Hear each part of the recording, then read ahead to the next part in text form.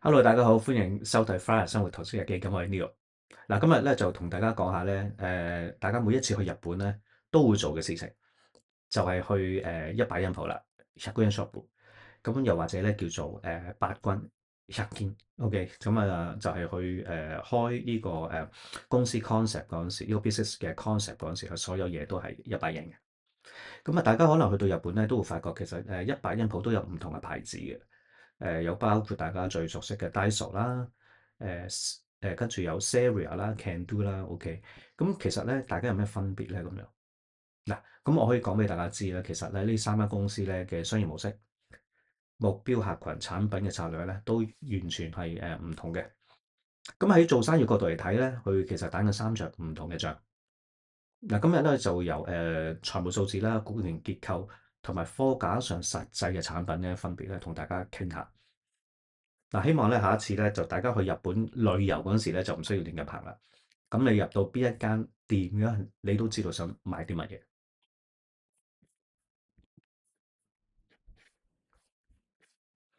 嗱，首先講大環境先。根據帝國 DataBank 2026年4月發表嘅調查啦，日本一百円店咧嘅規模咧已經達到一兆1100億日元，已經連續咧第三年咧突破一兆日元嘅。但係呢個增速咧有少少放緩嘅，由再之前嘅6.8%啦，就跌到去增幅2.7%。但係咧同2016年咧相比736億日元嘅相比咧，其實市場咧都大咗1.55倍嘅。OK，嗱呢個市場咧基本上咧係四間公司分到天下㗎啦，由 Daiso 啦、Saria 啦、Can Do 啦，仲有一間咧細啲嘅公司叫 WAS 嘅。嗱，另外根據咧財經媒體 Diamond Chain Store 嘅報導咧，其實咧雖然有四間公司啦，其實基本上咧係 Daiso 同埋 Saria 兩間公司咧已經係佔咗成個市場嘅大部分嘅 market share。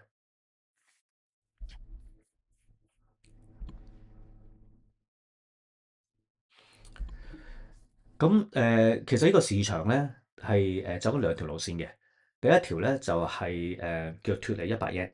OK，誒、有去過 Daiso 嘅朋友都知道啦，你都會發覺咧有咧200 yen 啦、300 yen 啦、500 yen 嘅產品。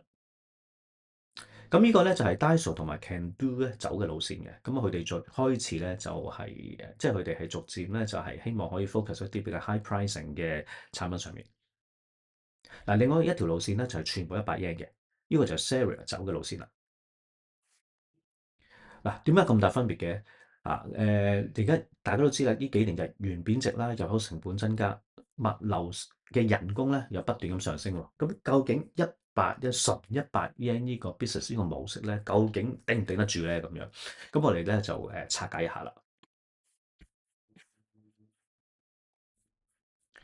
嗱，首先我哋講下公司嘅背景先啦，Daiso 係啦，咁佢前身咧可以追溯到1972年嘅，有一個叫做 Yano Hirotake 嘅先生咧，就係由擺地攤雜貨開始。1977年12月，咁佢正式咧就喺高松市咧就成立大創產業嘅。咁Daiso 咧雖然佢現在做到咁大公司，但係都仲係一間咧冇上市嘅私人公司嚟嘅。OK，咁所以咧佢嘅營業數字啊、利潤咧咁就唔係咁清楚啦。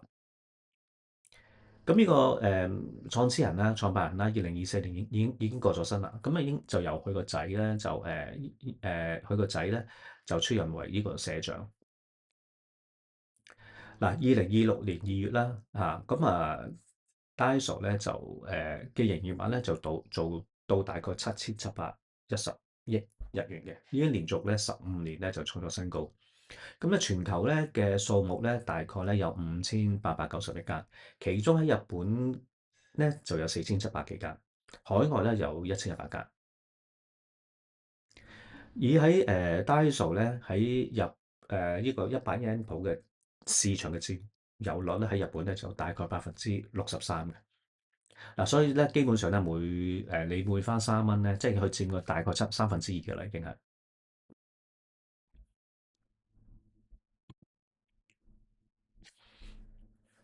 Daiso 佢嘅定位其實好清晰嘅，佢係做一個叫乜都有一個雜貨嘅形式啊，一個department store 嘅形式。OK，咁啊，你入去買咩咧，都基本上可以買得到嘅，所以佢貨品係最齊。而佢嘅口號咧叫做感動價格、感動品質。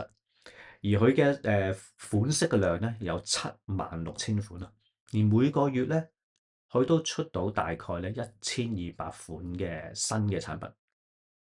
OK，咁呢個規模咧其實已經係一間中型連鎖超市嘅規模嚟㗎。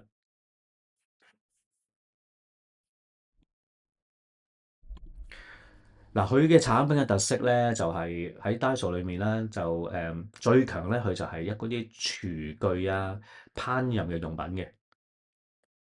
咁咧，其實咧，佢嘅數目咧同埋款式咧多到咧，好似已經比起其他嗰啲專係做廚具嘅專門店咧，都咁上下有咁多噶啦。咁另外咧就有啲清潔用品啦、文具啦、旅行嘅收納啦、DIY 啦、園藝啦、一啲季節性嘅用品啦，誒、即係啦，好似 even 呢個 Halloween 啊嘅嗰啲服裝 costume 都有，化妝品，甚至咧一啲咧基本款嘅成衣咧，佢都有喎。嗱，簡單嚟講咧，你去到 Daiso 咧，你就係好似旅行行程方面咧，你一站式掃貨。啊，如果你時間有限制嘅話咧，咁基本上咧，你去 Daiso 嘅話咧，咁你就可以揾到所有你想揾嘅嘢。衞生方面啦，咁啊價錢方面咧，都仲係大部分係100 yen 嘅。但喺2004年開始咧，已經有咧200、300、500 yen 嘅倍數嘅產品咧，已經開始出嚟啦。而且喺呢一類即係 price level 嘅產品咧，就越嚟越多。所以大家買嘢嗰陣時咧，都要留意下啦，究竟你買嗰樣嘢咧嘅價錢係100 yen 啦，定係其他價錢啦？另外啦，Daiso 亦都創造出有兩個副牌嘅，咁一個咧就叫做Standard Product，喺2021年出嘅。咁佢咧就走 MUJI 無印良品嘅簡約風咧，同埋大部分咧都係日本製造嘅，Made in Japan 嘅。咁啊主打咧就大概係300 yen 啦，但係有啲產品咧就去到1000 yen 㗎啦。嗱，另外啦，咁另外一個牌子咧就2022年出嘅，咁佢叫Thrifty，就係粉紅色系列嚇，即係奧多納卡哇伊叫大人可愛嘅風格式嘅家品。佢目標嘅客群咧就大概15歲至35歲嘅女性，而80%嘅產品咧都係三百日年稅就330日啦。嗱，其實咧就現在頭先都有講過啦，Daiso 喺海外咧有1000間店以上嘅。咁現在咧其實喺好多國家大家都可能見過㗎啦，即係美國、加拿大、泰國都有。OK，咁啊喺美國咧就本身2024年咧大概有120間鋪。嗱，最近呢2年咧佢都開到超過200間啦，而目標咧就希望可以開到有1000間鋪嘅喺美國。嗱，之後咧我哋去到呢個第二間公司啦，就 Saria 啦。嗱，首先講下啦，即係有啲旅遊書咧係寫錯咗啊。Saria 咧其實咧就唔係 Aeon 下面嘅公司嚟嘅。Aeon 下面公司咧就 Can Do 啊，就唔係 Saria。咁有啲即係旅遊書就寫錯咗嘅。而 Saria 嘅創辦人咧就叫做河合運江先生啦 Kawai-san。咁佢咧就喺1950年咧，佢本身咧就係賣掃把同埋清潔用品嘅流動小販生意開始嘅。咁啊，到1954年咧，佢就開第一間嘅100 yen店。佢個總部咧就設喺呢個傑夫嘅，OK，傑夫即係喺名古屋隔離嗰個縣啦。咁啊Saria 咧係一間獨立上市公司啦，編號即係喺東京 Stock Exchange 嗰度有 listing 嘅。咁啊，股票編號2782。咁佢就透過一間資產管理公司咧，就大概 hold 住咧大概33.4%嘅股份。嗱，財務方面啦，咁就2022年3月嘅財政年度嚟講咧，Saria 佢咧就營業額咧就2363億日元，利潤咧就168億日元。咁利潤率咧係7.1%。咁啊，大概頭先講過啦，Daiso 咧係有7000幾億日元嘅，咁佢大概咧就唔夠1/3啦。嗱，喺呢三間100yen鋪裏面咧，Saria 嗰個公司利率咧其實係最高嘅，係即係賺得最多錢可以咁講。而佢2134間分店裏面咧，就全部都係日本國內嘅喎，佢暫時都係冇呢個海外分店嘅。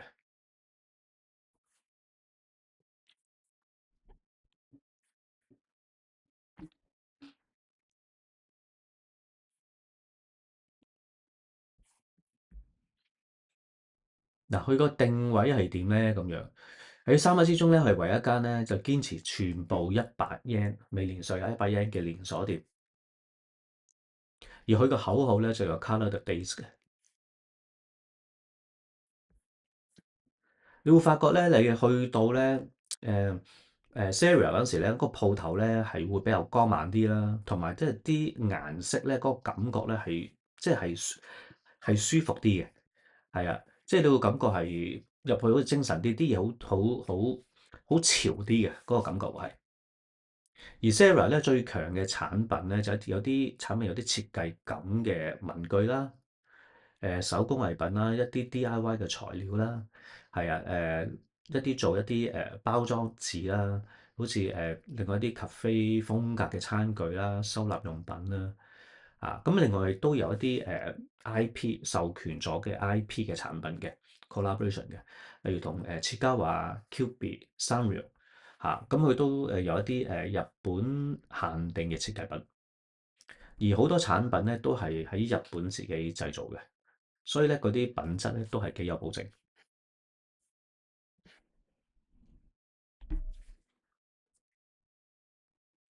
喺Daiso 咧，你就覺得好似因為佢係一間百貨公司啦，你一啲嘅尋寶感覺啦。咁但係 Saria 咧係三間之中咧最有 Instagram 嘅感覺，即係你會揾到一啲產品咧個顏色比較柔和啦，有木紋質感啦，簡約嘅風格啦，係啦。咁啊喺日本嘅傳媒咧就會話咧佢似比較 Three Cons 同埋 Franfranc 嘅產品嘅即係嗰個 design 嘅風格。係啦，咁你見到一啲產品啦，你都可能想即係影相就 up 落去 Instagram 咁樣。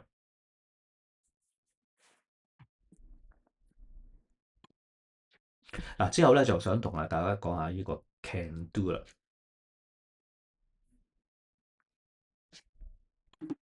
嗱，Can Do 咧就喺1993年12月創立嘅，咁有一個叫做成戶嘅先生啦，係啦，咁佢嘅總部就喺東京新宿嘅。咁啊，2022年1月開始咧，Can Do 咧就成為咗咧 AEON 咧嘅子公司。AEON 咧透過兩輪嘅公司收購之後咧，就大概咧持有51%嘅公司嘅股權。但係咧就Can Do 咧依然咧都係一個獨立上市嘅，咁啊編號就係2698啦。咁喺三間之中咧，Can Do 咧就排行第三嘅，OK。咁啊，根據財務報告嚟講啦，佢一年嘅營業額咧喺2025年2月嘅年度嘅話，營業額咧就係834日元，OK。咁啊，利潤咧即係8.49億日元嘅。咁啊，所以你會睇到咧，大概咧只係 Saria 嘅1/3左右嘅啫。但係其實咧，佢嗰個淨虧損啦，佢嘅 net profit 咧係蝕錢嘅，蝕緊咧1.63億日元，但係已經比之前嗰年嘅11億幾咧係少咗好多噶啦。嗱，大概咧佢個店鋪嘅數目咧係1340間左右。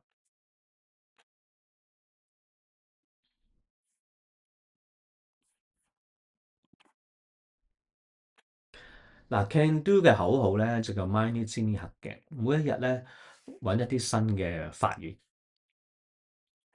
入咗 AEON Group 之後咧，其實佢策略咧係比較即係清楚咗好多嘅。OK，因為佢要就喺 AEON 集團咧，你大家知道 AEON 集團咧就有好多商場嘅，咁變咗咧佢就變咗係一間即係 standard 一定會喺裏面咧擴充嘅店啦。咁我目標咧就希望咧到2026年度咧可以做到大概有2000間店啦。而佢新嘅Can Do 咧叫 New Can Do 啦，就叫做生活提案型嘅新嘅店鋪，係啦。咁同埋佢自己有明確嘅口號咧，就係達至日見，就係擺脱呢個係純100 yen 嘅模式嘅店鋪。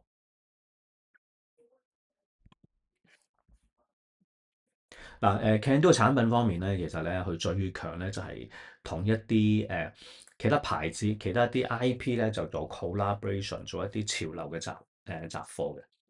咁裏面包括咧有廚房嘅小工具啦，好似有啲嘢即係掛喺嗰啲扣啊，OK，咁日本叫做復古陳列，係啦，即係掛喺度嘅一啲陳列品嘅嘢啦。價格方面咧喺Can Do 咧2006年咧都開始已經有咧300 yen 到500 yen 嘅產品啦，而且咧不斷咧係提高咧一啲高單價嘅產品嘅路線，例如一啲330 yen 嘅磁石收納架啦。330 yen 嘅一啲可以摺嘅背囊。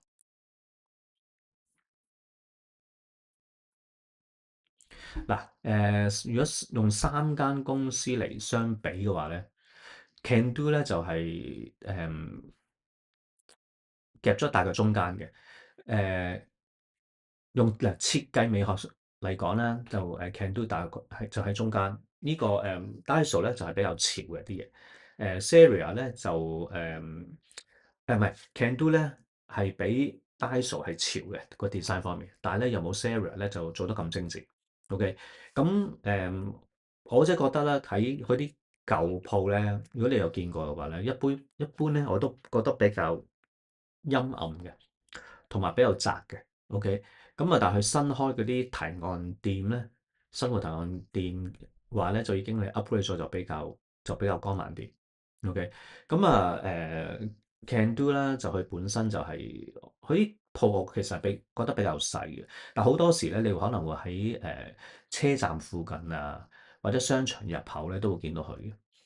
咁同埋而家入咗 Eon Group 之後咧，咁啊 Eon 咧又除咗商場之外咧，亦都有supermarket 啦，又有呢個drug store 啦。你可能有時喺裏面咧都會見到有 corner 咧，就係擺咗 Can Do 啲產品。所以其實香港嘅 Daiso，sorry，係啦，香港 Eon 裏面100 yen店都應該係關於係 Can Do 嘅產品，你咁講。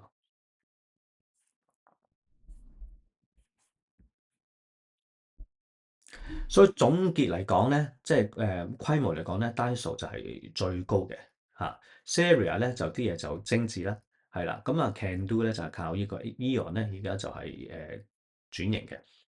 咁如果大家想去，即係如果你時間唔係咁多嘅，一次過可以買晒嘢咧，咁可能就去 Daiso 就會最好啦。尤其是可能佢有一啲鋪啦，例如喺銀座Maronia Gate 呢個鋪，應該係喺銀座同呢個有樂町中間嗰度，裡面間即係 Uniqlo 嘅。咁呢間鋪裏面咧就一個 floor 咧有晒3個牌子啊，佢個品牌 Daiso 啦、Standard Product 啦同埋 3P。咁你可以一次過地方就睇晒呢三個牌子嘅。另外咧，如果中意日系簡約設計咧，或者買手信嘅話咧，就可以去 Seria 啦。嗱，OK，Seria 咧就喺新宿 Marui 咧，就 Annex 嗰度咧嗰一鋪係比較大嘅。咁如果大家係可能買少少嘢嘅話咧，就可以去車站附近嘅 Can Do 啦。